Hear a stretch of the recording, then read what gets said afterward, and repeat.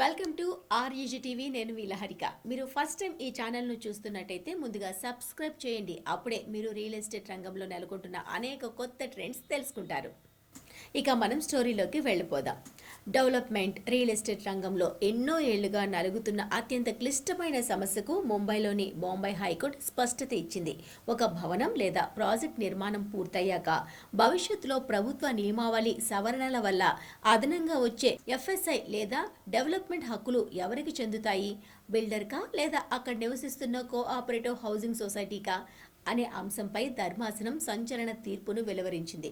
ఒకసారి ప్రాజెక్ట్ పూర్తయి భూమి మరియు భవనంపై హక్కులను హౌసింగ్ సొసైటీకి బదిలీ చేశాక భవిష్యత్తులో లభించే ఎలాంటి అదనపు ఎఫ్ఎస్ఐ పైనైనా ఆ హౌసింగ్ సొసైటీకే పూర్తి హక్కులు ఉంటాయని, బిల్డర్కు దానిపై ఎలాంటి క్లెయిమ్ ఉండదని హైకోర్టు స్పష్టం చేసింది. ఈ వివాదం స్థానిక హౌసింగ్ సొసైటీ మరియు డెవలపర్ మధ్య నడిచింది.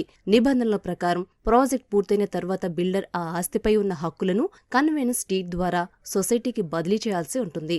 అయితే చాలా మంది బిల్డర్లు అగ్రిమెంట్లలో కొన్ని కఠినమైన షరతులు లేదా మినహాయింపు క్లాజులను చేర్చి భవిష్యత్తులో ప్రభుత్వం ఎఫ్ఎస్ఐ పరిమితిని పెంచితే ఆ అదనపు నిర్మాణ హక్కులు తమకే దక్కుతాయని వాదించేవారు.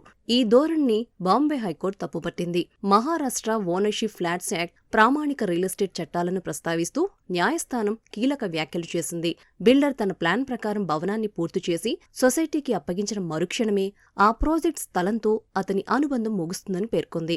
ఒప్పందంలో భవిష్యత్ ఎఫ్ఎస్ఐ మాదే అని బిల్డర్ రాసుకున్నప్పటికీ అది చట్ట ప్రకారం చెల్లదని, భవిష్యత్తులో నిబంధనలు మారి అదనపు అంతస్తులు కట్టుకునే వెసులుబాటు వస్తే దాని ద్వారా వచ్చే ప్రయోజనం పూర్తిగా సొసైటీ సభ్యులకే చెందుతుందని స్పష్టం చేసింది.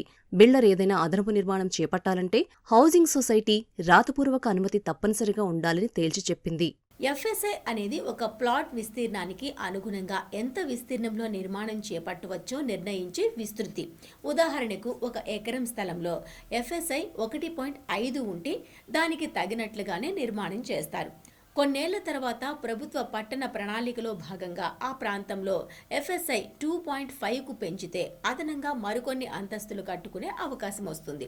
ఇప్పుడు ఈ అదనపు అంతస్తులు కట్టుకునే హక్కు సొసైటీకే దక్కుతుంది తప్ప బిల్డర్ దాన్ని మళ్లీ అమ్ముకోవడానికి వీల్లేదు.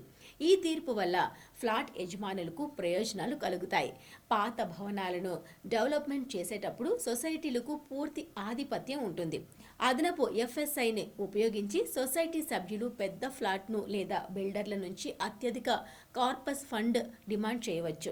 ప్రాపర్టీ బదిలీ చేయడానికి ఆలస్యం చేస్తూ భవిష్యత్ ఎఫ్ఎస్ఐ కోసం సొసైటీలను వేధించే డెవలపర్ల ఆటలకు ఈ తీర్పుతో చెక్ పడింది. డీమ్స్ కన్వీనియన్స్ పొందిన సొసైటీలకు కూడా భవిష్యత్ నిర్మాణ హక్కులపై చట్టభద్రత లభిస్తుంది.